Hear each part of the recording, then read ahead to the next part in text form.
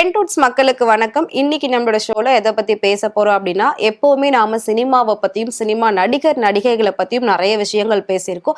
அதே மாதிரி நாம படங்களுக்குள்ள இருக்கக்கூடிய நிறைய விஷயங்களை எடுத்து பேசியிருக்கோம். அந்த வகையில பாடல்கள் பத்தியும் நாம பேசியிருக்கோம். முக்கியமா ஐட்டம் சாங்கை பத்தி நம்ம பேசினது இல்லை. ஸோ அதை பத்தி தான் இன்னைக்கு நாம பேச போறோம். ஒரு படத்துக்கு பாடல் அப்படிங்கிறது ரொம்பவே முக்கியமான ஒண்ணா பார்க்கப்படுது. அதுலயும் ஒரு படத்துல ஐட்டம் சாங் இருக்கு அப்படின்னா அந்த படத்தோடைய மிகப்பெரிய ஒரு ஹைலைட்டா அந்த ஐட்டம் சாங்கை வைப்பாங்க. அந்த ஐட்டம் சாங்குக்காகவே அந்த படம் மிகப்பெரிய அளவுல ரீச் ஆச்சு அப்படின்னு சொன்னா உங்களால நம்ப முடியுமா? உண்மையிலே அந்த மாதிரி ஒரு சில படங்கள் இருக்கு. அதாவது இந்த பாட்டு பயங்கரமா ரீச் ஆயிருக்கும், ஆனா அந்த படம் அப்படிங்கிறது போயே இருக்காது. அந்த படம் இருக்கா அப்படின்றதே நிறைய பேருக்கு தெரியாம இருந்திருக்கும். ஸோ இந்த பாட்டு இந்த படத்துலயா வருது அப்படின்னு தெரிஞ்சதுக்கு அப்புறமா அந்த படத்தை மக்கள் ஓடி ஓடி போயிட்டு பார்த்து அந்த படத்தை ஓட வச்ச நிறைய படங்கள்லாம் இந்த மாதிரி இருந்துட்டு இருக்கு. சோ அதுல முக்கியமான ஒரு சில படங்களையும் பாடல்களையும் தான் இப்ப நாம பார்க்க போறோம். அதுல ஃபர்ஸ்டா என்ன அப்படின்னு பாத்தீங்கன்னா 1987 வெளிவந்த சகலகலா வல்லவன் அப்படிங்கிற ஒரு படம் தான். இது படம் பெரிய அளவுல ஃபர்ஸ்ட்ல போகாம தான் இருந்திருக்கு. அதுக்கப்புறம் தான் இந்த படம் போக ஆரம்பிச்சிருக்கு. அதுல கமல்ஹாசன் நடிச்சிருப்பாரு. அந்த காலகட்டத்துல கமல்ஹாசன் மிகப்பெரிய ஒரு டாப் ஹீரோவா தான் இருந்திருக்காரு. ரொம்ப பிஸியான ஒரு ஹீரோவா இருந்திருக்காரு. பட் இந்த படத்தை பொறுத்த வரைக்கும் படத்துடைய கதை அப்படின்றது ரொம்ப ஸ்ட்ராங்கா தான் இருக்கு. ஆனா அது மக்கள் மத்தியில பெரிய அளவுல ரீச் ஆகல. ஆனா அந்த படத்துல ஒரு பாட்டு ரொம்ப ரீச் ஆயிடுச்சு. அந்த பாட்டு இந்த படத்துல தான் வருதா அப்படின்னு தெரிஞ்சதுக்கு அப்புறமா மக்கள் போய் பார்க்க ஆரம்பிச்சாங்க.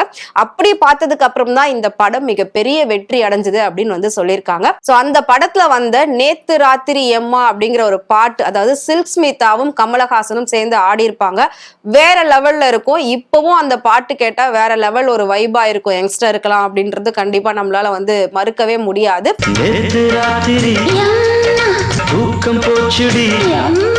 இந்த பாட்டை எங்கடா போய் எடுக்கலாம், எந்த லொகேஷன்ல போய் எடுக்கலாம், அதாவது கண்ட்ரி போலாமா, கண்டிப்பா இது ஒரு அவுட் ஆஃப் ஸ்டேஷன்ல தான் எடுக்கணும் அப்படின்லாம் சொல்லி மிக பெருசா பிளான் எல்லாம் போட்டு யோசிச்சிருக்காங்க லொகேஷனுக்காகவே ரொம்ப நாள். ஆனா அந்த படத்தோட டைரக்டர் என்ன சொல்லியிருக்காரு அப்படின்னா, எதுக்கு நாம லொகேஷன்லாம் தேடணும், இந்த படத்துல இந்த பாட்டுல முக்கியமா ஹைலைட்டா சில்க் ஸ்மிதா இருக்கும்போது நம்ம லொகேஷன் எல்லாம் யோசிக்கவே வேணாம்.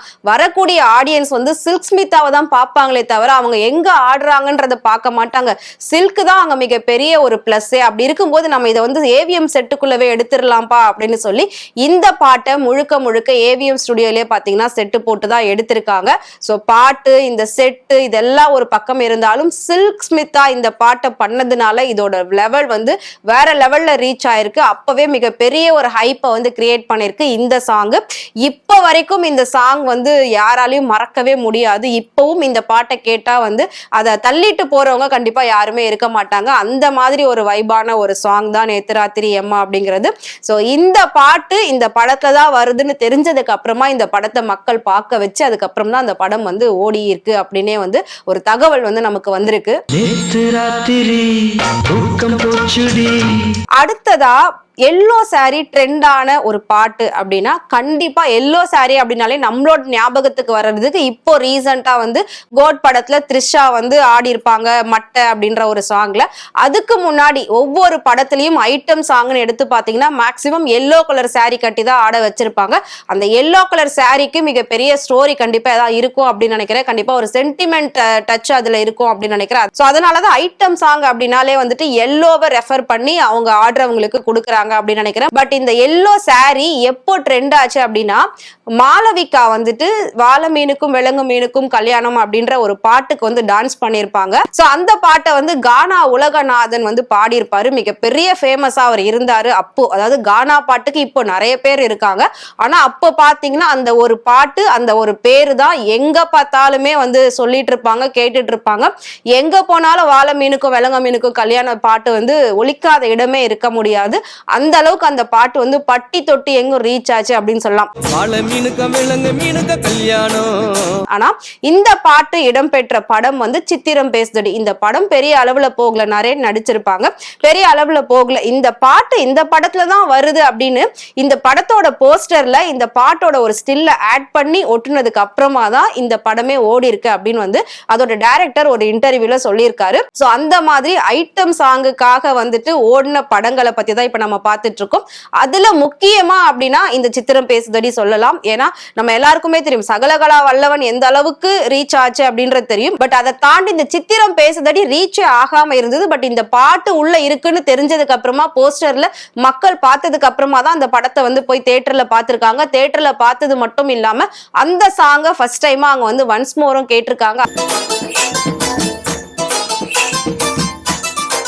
அதுக்கப்புறமா தான் ஒவ்வொரு படத்துலயும் நல்லா இருக்க சாங் எல்லாம் ஒன்ஸ் மோர் கேட்க ஆரம்பிச்சாங்க. சோ இந்த வாழை மீனுக்கும் விலங்க மீனுக்கும் இந்த சாங்க அனிமல் பேர் வச்சு, பூச்சிங்களோட பேர் வச்சு, பேய் பேர் வச்சு, இப்படி எல்லாம் வந்து வேற வேற வெர்ஷன் எல்லாம் பாடி மிகப்பெரிய ஒரு ட்ரெண்ட் ஆக்கி இருந்தாங்க. பட் அப்ப சோசியல் மீடியான்றது கம்மியா இருந்ததுனால அது மிகப்பெரிய அளவுல வந்து வரல. ஆனா இப்போ வரைக்கும் பாத்தீங்கன்னா அந்த பாட்டெல்லாம் வந்து பிளேலிஸ்ட்ல இல்லாம இருக்கவே இருக்காது. பஞ்சாயத்து தலைவரான சுறா மீனு தானுங்க. சோ அடுத்ததா நம்ம எல்லாருக்குமே தெரிஞ்ச புஷ்பா 1 இந்த படத்துடைய பாட்டு சொல்றியா மாமா சொல்றியா மாமா, இந்த பாட்டுக்கு சமந்தா ஆடினதுனாலதான் மிகப்பெரிய ஒரு ஹைப்பே அந்த படத்துக்கு அப்படின்னே சொல்லலாம்.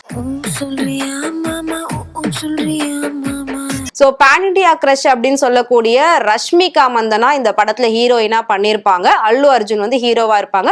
புஷ்பா 1 வந்து 1000 கோடியை தாண்டிச்சு, 500 கோடியை தாண்டிச்சு வசூல் அப்படின்லாம் சொல்லி மிகப்பெரிய சாதனையை படைச்சிருச்சுன்னு தான் சொல்லி பேசிட்டு இருந்தாங்க.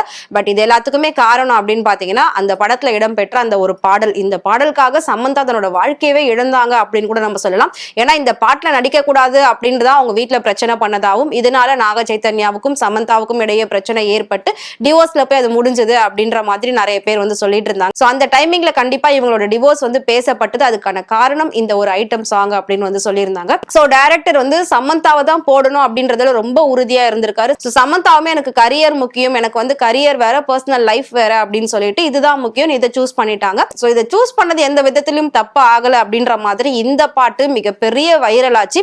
அந்த படத்தை விட அந்த படத்துல இந்த பாட்டு ரொம்ப பேசப்பட்டது, மிகப்பெரிய ஒரு ஹிட் ஆச்சு.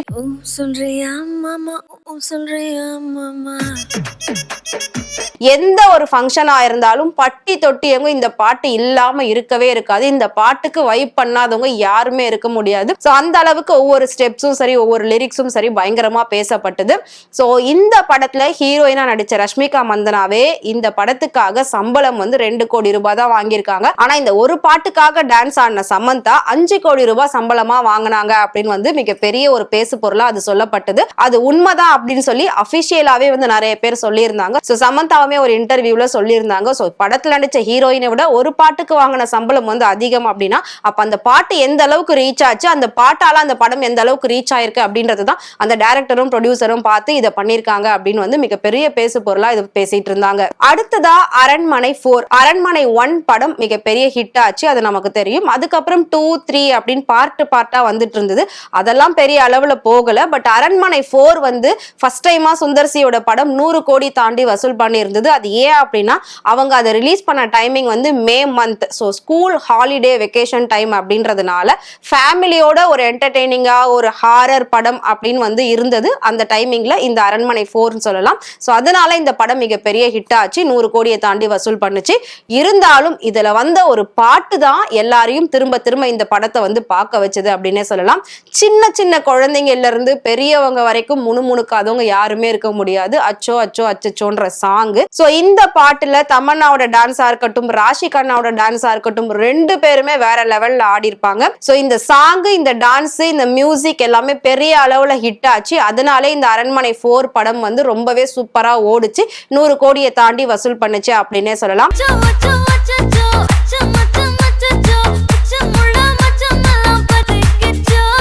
இந்த மாதிரி இன்னும் பல பாடல்கள் பல படங்களுக்குள்ள ஒளிஞ்சிருக்கு. அதாவது ஐட்டம் சாங்கால ஓடின படங்கள் அப்படின்னு சொல்லி நிறையவே இருக்கு. பட் சோ நம்ம இந்த வீடியோல பார்த்தது டாப்ல இருந்த இந்த சாங் லிஸ்ட்டை தான் நம்ம வந்து பார்த்தோம்.